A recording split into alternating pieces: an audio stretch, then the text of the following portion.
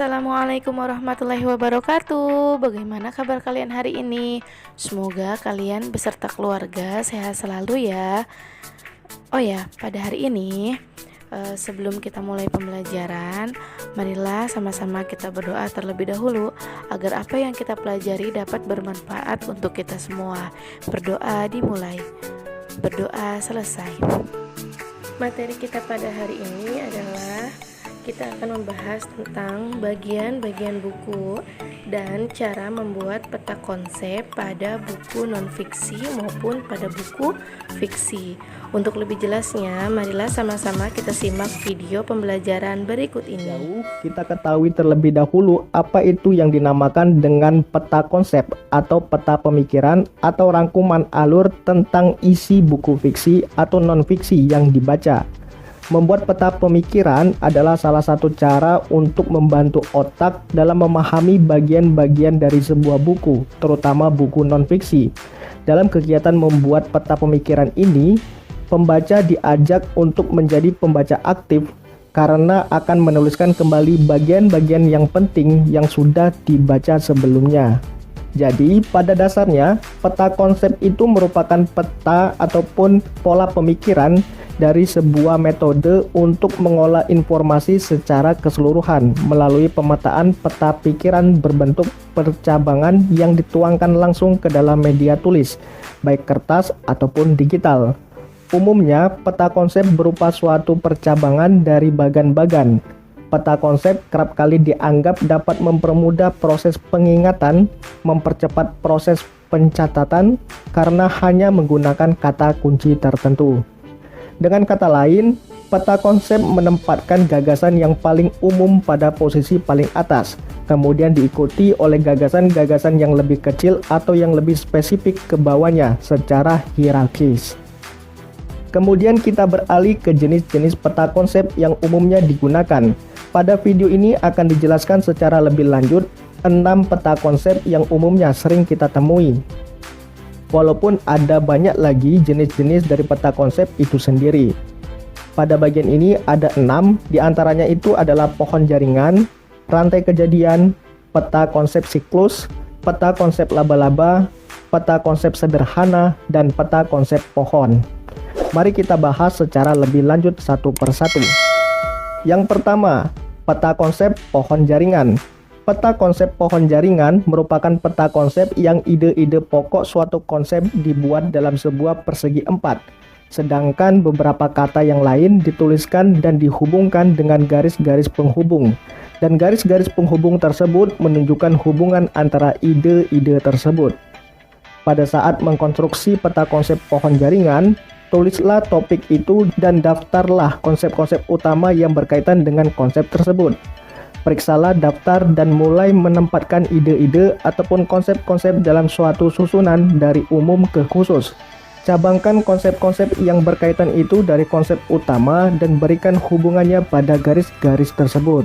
Peta konsep berbentuk pohon jaringan ini sangat cocok digunakan untuk memvisualisasikan hal-hal sebagaimana berikut ini. Yang pertama, bisa menunjukkan hukum sebab akibat. Kedua, suatu hierarki. Ketiga, prosedur yang bercabang. Dan yang keempat, istilah-istilah yang berkaitan yang dapat digunakan untuk menjelaskan hubungan antar bagian.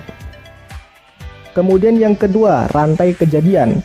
Peta konsep rantai kejadian merupakan peta konsep yang dapat digunakan untuk menunjukkan suatu urutan kejadian, langkah-langkah dalam sebuah prosedur, atau suatu tahapan dalam suatu proses, seperti halnya dapat digunakan dalam melakukan suatu eksperimen. Langkah pembuatan peta konsep ini menggunakan rantai kejadian. Pertama-tama, temukan suatu kejadian yang mengawali rantai tersebut. Kejadian ini disebut kejadian awal. Kemudian, temukan kejadian berikutnya dalam rantai tersebut, dan lanjutkan sampai mencapai suatu hasil. Peta konsep rantai kejadian sangat cocok digunakan untuk memvisualisasikan langkah-langkah dalam suatu prosedur tertentu, memberikan tahapan-tahapan dalam suatu proses dan urutan suatu kejadian. Konsep sederhana. Jika kamu tidak terlalu menyukai hal-hal yang rumit, maka peta konsep sederhana ini bisa menjadi pilihan bagi kamu dalam membuat peta konsep.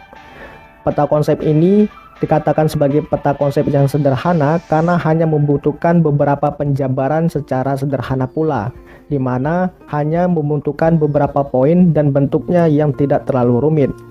Membuat peta konsep sederhana tentunya tidak terlalu sulit karena kamu cukup membuat beberapa kolom, kemudian menghubungkan kolom-kolom tersebut antara yang satu dengan yang lainnya. Kamu pun bisa menambahkan peta konsep sederhana yang telah kamu buat tadi dengan beberapa perpaduan warna agar terlihat menarik. Yang keenam adalah peta konsep pohon. Peta konsep ini merupakan peta konsep yang paling sering kita temui dalam kehidupan kita sehari-hari. Untuk bisa membuat peta konsep pohon tentunya bukanlah suatu hal yang mudah. Kamu memerlukan kreativitas yang tinggi untuk bisa membuat agar peta konsep pohon tersebut terlihat menarik. Peta konsep pohon sendiri merupakan salah satu tipe peta konsep yang sangat simpel dibandingkan dengan peta konsep lainnya. Selain simpel, pembuatannya juga sangat mudah karena hanya menggunakan gambar pohon saja, yang notabene orang bisa membuatnya dengan mudah serta bisa digunakan ke dalam berbagai macam materi apapun. Dalam pembuatan peta konsep sederhana ini, maka gambar dari pohon itu bisa saja dijadikan sebagai pokok dari pembahasan, sedangkan gambar dari ranting, akar, dan daun bisa dijadikan sebagai poin-poin penting dari pokok materi tersebut. Jadi itulah beberapa jenis-jenis peta konsep yang dapat kamu gunakan, tinggal kamu pilih dan disesuaikan dengan keinginanmu.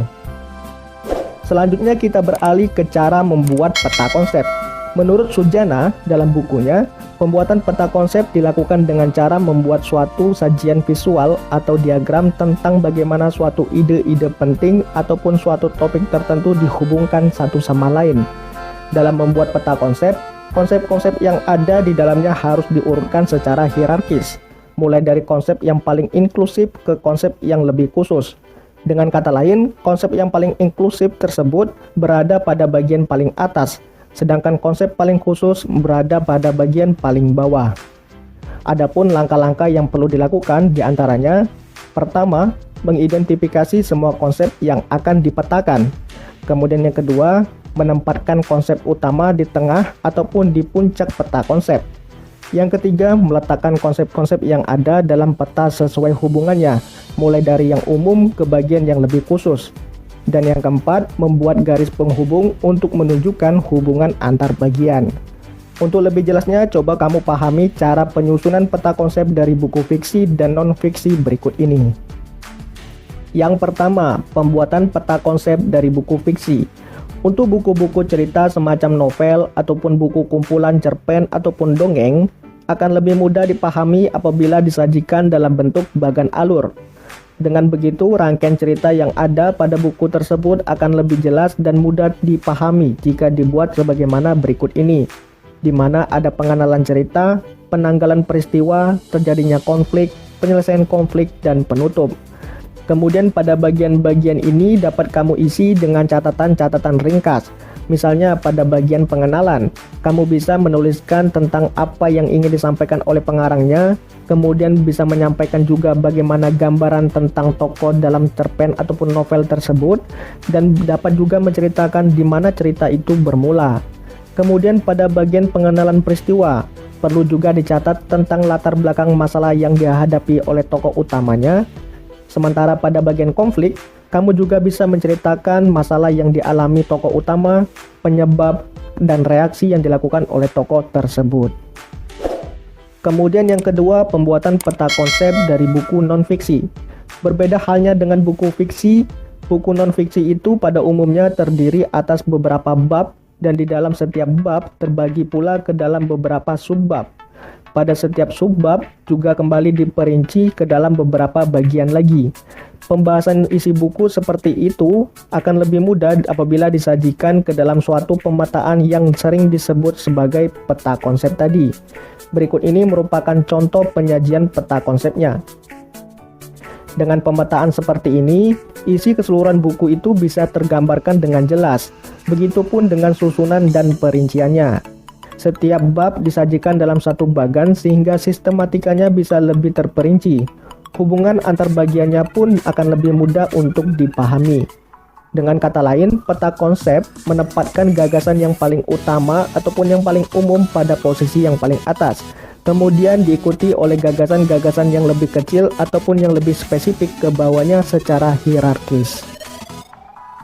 Setelah kita mengenal dan bisa membuat peta konsep, selanjutnya kita bisa mengembangkan konsep-konsep yang ada tadi menjadi sebuah tulisan yang baru. Tulisan baru itulah yang disebut dengan istilah sinopsis atau ringkasan dari buku yang telah kita baca. Namun sebelum meringkas suatu buku, maka ada beberapa hal yang perlu diperhatikan untuk mempermudah proses berjalannya.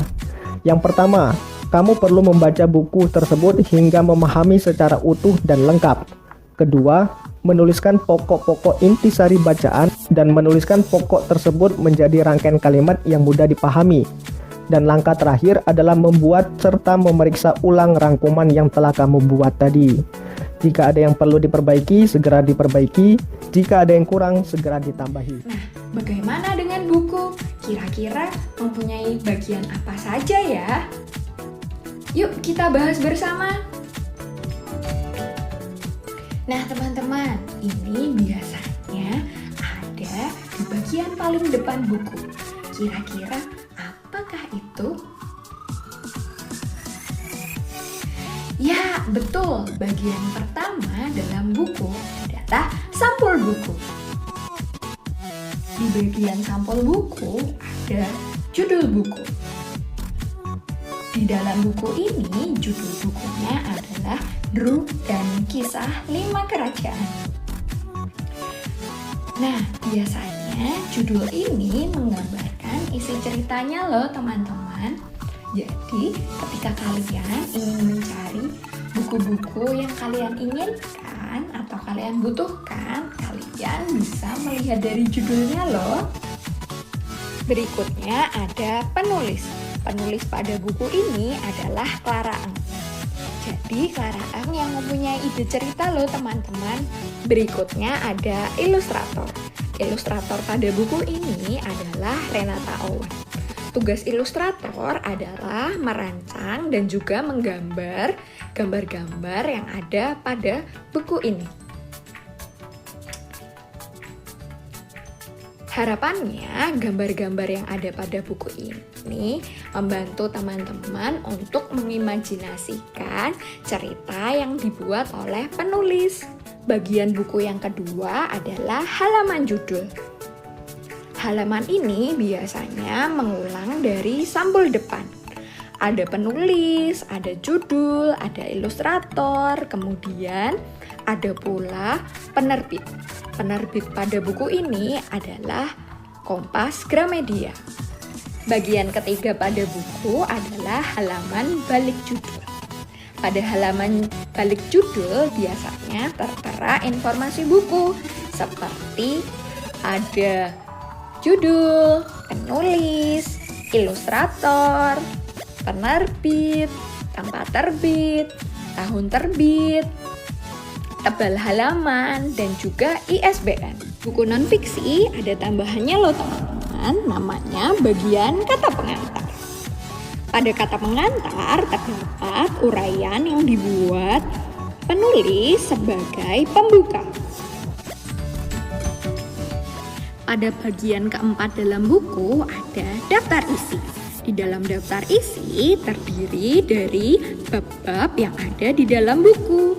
Kemudian pada bab itu tertera halaman supaya kalian mudah untuk menemukan halaman mana yang akan kalian cari pada bab tersebut. Pada bagian kelima pada buku ada judul bab. Judul bab pada buku ini adalah bab 1 Gadis Cilik Bernama Drew. Kemudian di bawahnya disebut teks. Pada bagian ke-6 pada buku ada profil. Profil di sini ada 2. Yang pertama tentang penulis dan yang kedua tentang ilustrator. Jadi teman-teman lebih bisa mengenal penulis dan ilustrator pada buku ini. Pada bagian akhir dalam buku non-fiksi disebut daftar pustaka. Daftar pustaka berisi susunan tulisan dengan format tertentu, digunakan sebagai sumber penulis untuk membuat sebuah karya. Bagian ketujuh pada buku adalah sampul belakang. Di sampul belakang biasanya terdapat cerita singkat yang ada pada buku, yang biasa disebut sinopsis. Bagian yang terakhir ada punggung buku. Sama loh seperti manusia, buku juga mempunyai punggung buku.